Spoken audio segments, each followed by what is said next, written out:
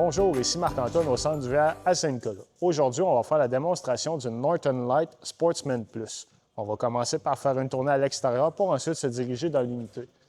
Donc, on commence sur le côté ici. On a l'emplacement pour mettre nos deux réservoirs de propane de 20 livres. Donc, on a un rail qu'on peut tirer pour accéder aux deux bonbonnes.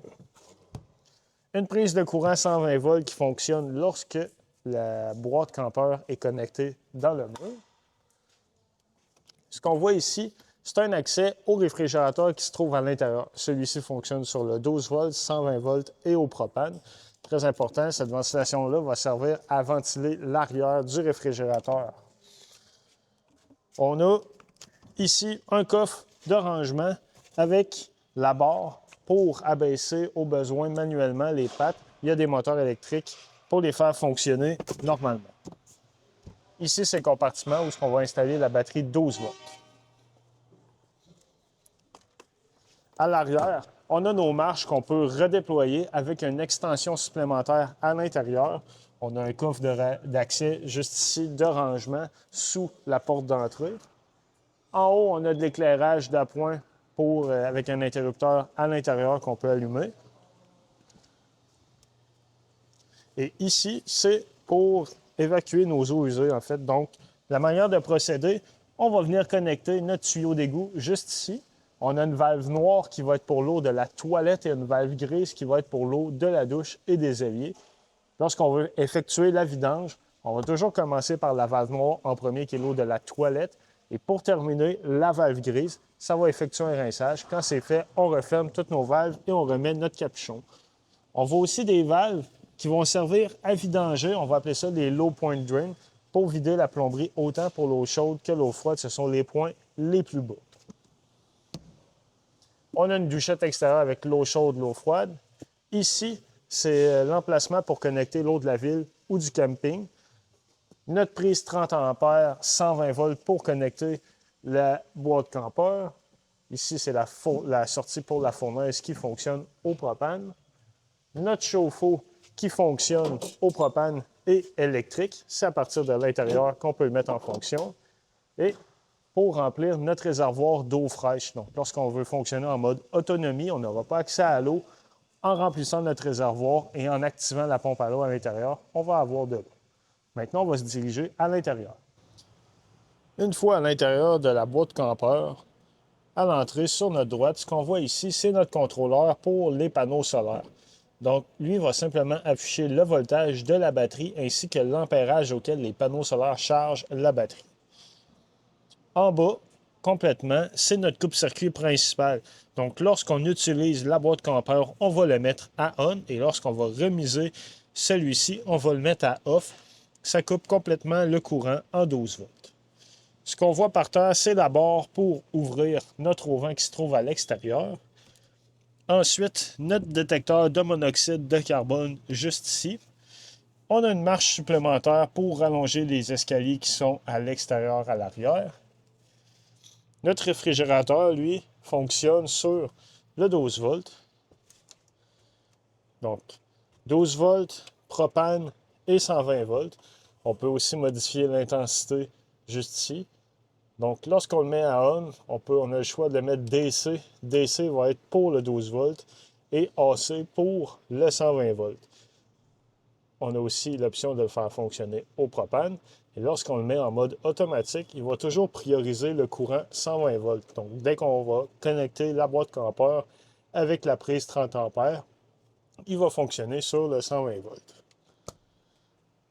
La cuisinière avec la fan et l'éclairage.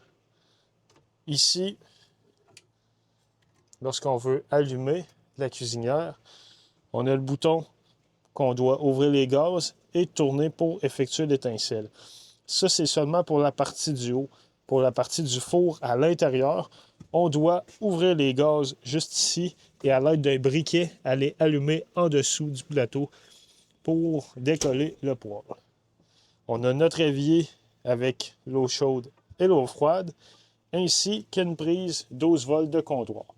Ce qu'on voit ici, c'est notre prise 120 volts. Il y a un breaker reset intégré.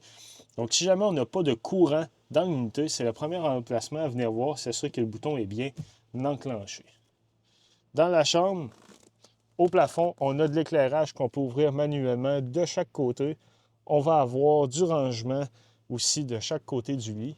Et on peut ouvrir la vitre en fait sur le toit. On peut l'ouvrir à 2 niveaux différents et fermer à l'aide du rideau complètement au besoin.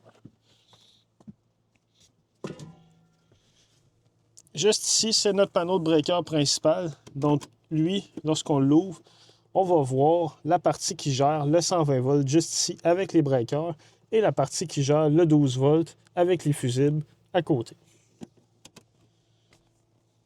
Pour la banquette, on a la possibilité de la convertir en lit. Donc, ce qu'on va faire, on va simplement soulever la table, retirer la patte qu'il y a en dessous et venir appuyer la table tout le côté sur les appuis faits à cet effet. Ensuite, on va pouvoir repositionner les coussins en général pour avoir un lit supplémentaire. Pour l'air climatisé, on peut ouvrir, gérer la ventilation. Donc, on a des trappes sur les côtés. On peut prioriser où est-ce que l'air va sortir. Ce qu'on voit ici, c'est pour activer notre chauffe-eau.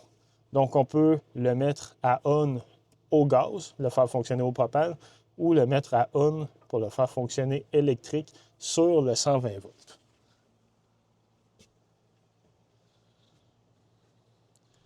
Au mur, juste ici, c'est notre moniteur principal. Donc, lui, il va simplement nous afficher le niveau de nos réservoirs, autant d'eau fraîche, d'eau noire et d'eau grise, ainsi que le niveau de charge de la batterie. On peut aussi activer la pompe à eau. Donc, lorsqu'on a rempli notre réservoir d'eau fraîche à l'extérieur, on est en mode autonomie, on n'a pas accès à l'eau. En activant la pompe, on va avoir de l'eau dans notre robinetterie. Et ce qu'on voit là, à droite, c'est notre moniteur pour gérer la température. Donc, lorsqu'on appuie dessus, on va pouvoir venir sélectionner le mode Heat ou Cool. Cool pour climatiser et Heat pour chauffer. On peut aussi modifier l'intensité des fans, donc mettre à air ou à l'eau. Et avec les flèches, monter et baisser la température.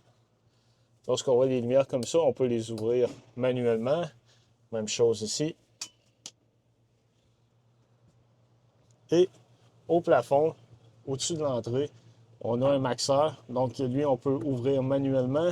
On peut sélectionner une température de décollage. Donc, il est thermostatique.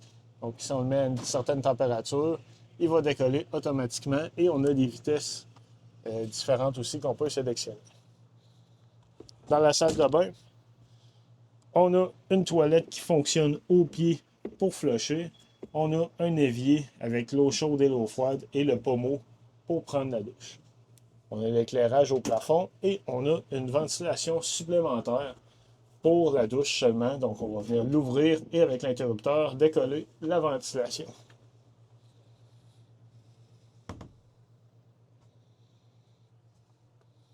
C'est ce qui conclut la démonstration de la Northern Light. Merci.